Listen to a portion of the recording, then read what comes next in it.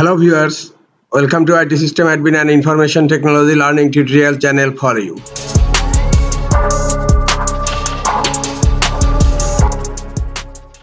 In this tutorial, I am going to show you how to turn off show date and time in the system tray on Windows 11 computer. Sometimes it becomes very important for you, so don't forget to watch full video. Here in my Windows 11 computer, the date and time is showing on the system tray. Now I'm going to show you how to hide this time and date from system tray. Right click on Start menu, click on Settings. In left hand, click on Time and Language, and then click on Date and Time. Here you will find an option Show Time and Date in the system tray. Now it's turned on. Just click here to turn off.